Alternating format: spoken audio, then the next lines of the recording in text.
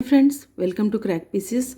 आज हम लोग भारतीय संविधान के टॉप 50 क्वेश्चन को लगाएंगे और ये वही क्वेश्चन है जो हम लोग 500 प्रश्नों के सीरीज को लगा रहे थे। तो चलिए आगे बढ़ते हैं हम लोग। फ्रेंड्स, पहला प्रश्न है, कितने वर्षों तक लगातार बाहर रहने पर नागरिकता समाप्त हो जाती है? कितने वर्षों तक लगातार बाहर रहने पर नागरिकता समाप्त हो जाती है? बाहर यानी देश से बाहर। तो इसका सही उत्तर हो जाएगा ऑप्शन नंबर सी, 7 वर्ष। अगर कोई व्यक्ति 7 वर्ष तक बाहर रहता है देश के, तो उसकी नागरिकता समाप्त हो जाएगी। ठीक है।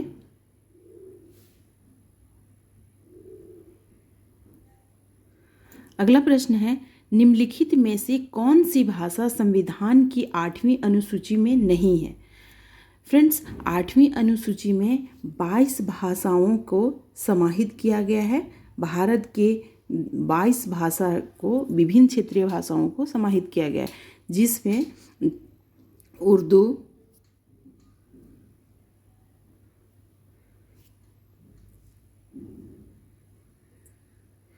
फ्रेंड्स उर्दू है, नेपाली भी है, कोंकणी भी है। ठीक है, लेकिन भोजपुरी को समाहित नहीं किया गया है, इसीलिए इसका सही उत्तर हो जाएगा ऑप्शन डी। ठीक है। अगला प्रश्न है, राष्ट्रपति संविधान के किस अनुच्छेद के अंतर्गत लोकसभा को भंग कर सकता है? तो यहाँ पे है कि राष्ट्रपति कौन से अनुच्छेद के तहत लोकसभा को भंग कर सकता है। ठीक है, तो इसका सही उत्तर हो जाएगा अनुच्छेद 85। अनुच्छेद 85। अगला प्रश्न है, संविधान सभा में सभी निर्णय किस आधार पर लिए जाते हैं? तो संविधान सभा में सभी निर्णय किस आधार पर लिए गए? तो इस आधार पर लिए गए कि सहमति और समायोजन के आधार पर संविधान सभा के सभी निर्णयों को लिया गया। ठीक है, तो इसका सही उत्तर डी हो जाएगा। अगला प्रश्न है, संघ लोक सेवा आयोग के सदस्यों की नियुक्ति कौन करता है? तो यहाँ पे पूछ रहा है कि संघ लोक सेवा आयोग यानी यूपीएससी के सदस्यों की नियुक्ति कौन करता है? तो फ्रेंड्स, इसका सही उत्तर हो जाएगा राष्ट्रपति।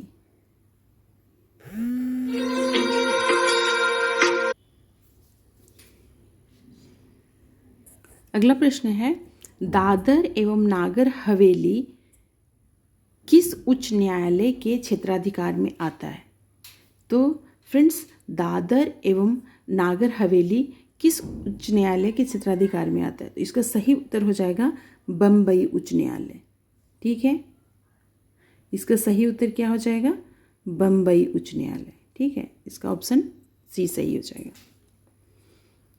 अगला प्रश्न है, प्राक्कलन समिति में कितने सदस्य होते हैं? यहाँ पूछ रहा है प्राक्कलन समिति में कितने सदस्य होते हैं? इसका सही उत्तर हो जाएगा ऑप्शन सी, 30 सदस्य होते हैं। कितने होते हैं? 30 सदस्य। ठीक है। अगला प्रश्न है, 1938 में किस व्यक्ति ने वयस्क मताधिकार के आधार पर संविधान सभा के गठन की मांग की थी? वयस्क मताधिकार के आधार पर किस व्यक्ति ने संविधान सभा की गठन की मांग की थी?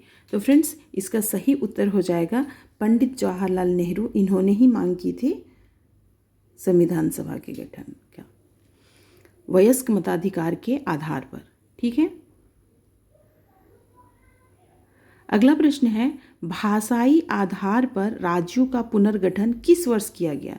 तो फ्रेंड्स, इसका सही उत्तर हो जाएगा ऑप्शन सी, 1956। ठीक है, और सबसे पहले किसको किया गया था? आंध्र प्रदेश को। ठीक है। अगला प्रश्न है, भारत के अटॉर्नी जनरल यानी महान्यायवादी की नियुक्ति कौन करता है?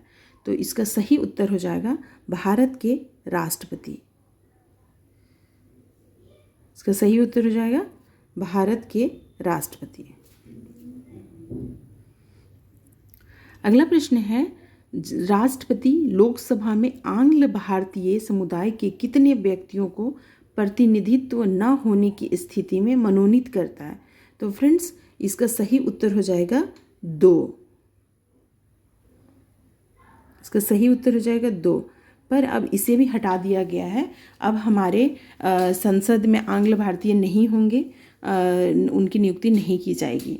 ठीक है, तो ये भी याद कर लीजिएगा। अगला प्रश्न है, भारतीय संविधान में अनुसूचियां कितनी हैं? तो भारतीय संविधान में अनुसूचियों की संख्या कितनी है? तो वर्तमान में है 12, और शुरू में कितना था? मूल संविधान में 8 अनुसूचियां थी। ठीक है। अगला प्रश्न है, राज्य के शासन का वास्तविक अध्यक्ष कौन होता है? तो राज्य के शासन का वास्तविक अध्यक्ष मुख्यमंत्री होता है। कौन होता है? मुख्यमंत्री।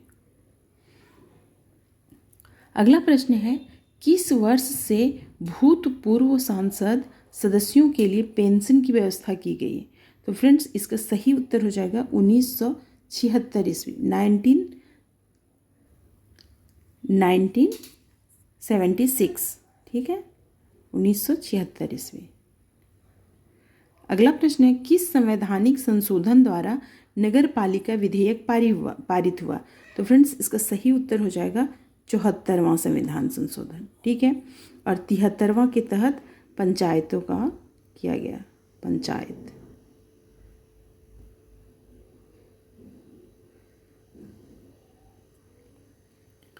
अगला प्रश्न है, सर्वोच्च न्यायालय के जजों का वेतन किससे आधारित होता है? किससे होता है? तो इसका सही उत्तर हो जाएगा संचित निधि। अगला प्रश्न है, न्यायिक पुनर्विलोकन का अधिकार किसे प्राप्त है? तो फ्रेंड्स इसका सही उत्तर हो जाएगा उच्चतम न्यायालय, ऑप्शन डी। अगला प्रश्न है, भारत में न्यायपालिका का स्वरूप क्या है?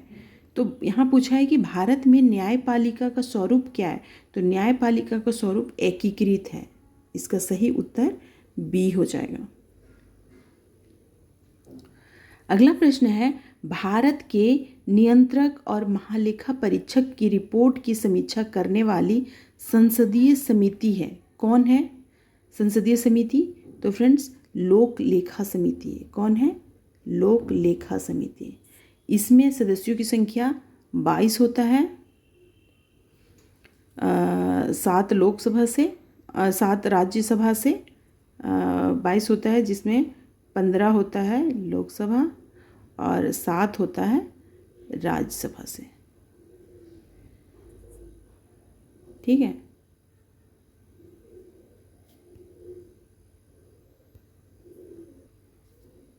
ठीक है, इसका सही उत्तर हो जाएगा लोक लेखा समिति। फ्रेंड्स यहाँ पूछा है लोकसभा समिति में कुल कितने सदस्य होते हैं? तो प्रत्येक लोकसभा समिति में 31 सदस्य होते हैं, जिसमें 21 होते हैं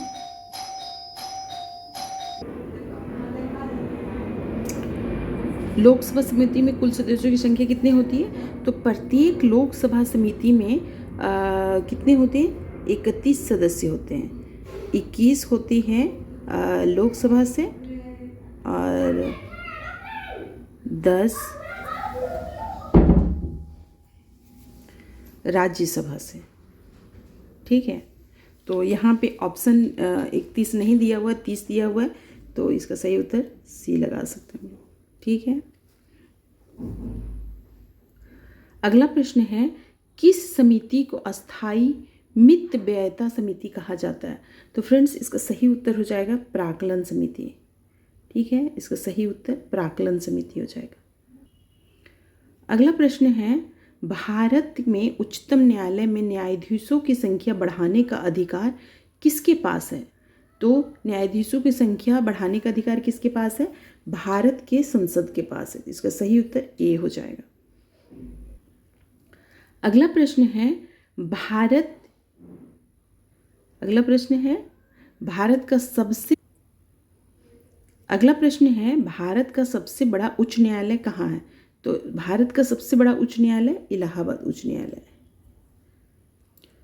अगला प्रश्न है, किन राज्यों में साझा उच्च न्यायालय है?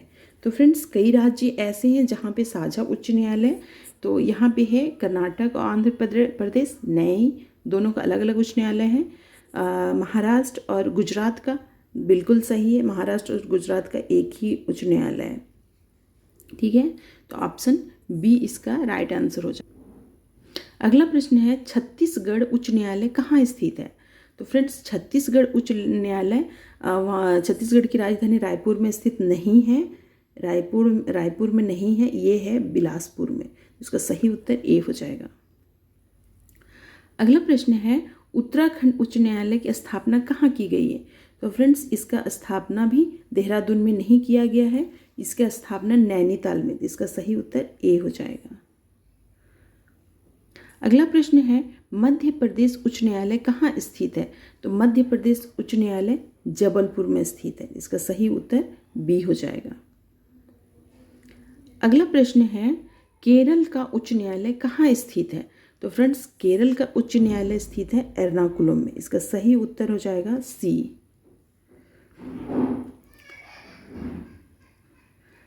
अगला प्रश्न है उच्च न्यायालय के मुख्य न्यायाधीश की नियुक्ति कौन करता है? फ्रेंड्स क्वेश्चन है कि उच्च न्यायालय के मुख्य न्यायाधीश की नियुक्ति कौन करता है। तो इसमें हम सारे बच्चे बहुत कंफ्यूज हो जाते हैं कि इसमें कौन करता है। तो फ्रेंड्स उच्च न्यायालय की नियुक्ति भारत के राष्ट्रपति के द्वारा की जाती है। वो भारत के मुख्य न्यायाधीश के परामर्श पे उस राज्य के राज्यपाल के परामर्श लेकर के उच्च न्यायालय की न्यायाधीशों की नियुक्ति की जाती है। तो इसका सही उत्तर राष्ट्रपति हो जाएगा। इस प्रश्न में कई बार होता है कि हम राज्यपाल को लगा करके आ जाते हैं, लेकिन वो क्वेश्चन बिल्कुल ही गलत हो जाता है, सही नहीं होता, राष्ट्रपति ही राइट आंसर होता है। अगला प्रश्न है उच्च न्यायालय के क्षेत्राधिकार को घटाने या बढ़ाने का अधिकार किसे है?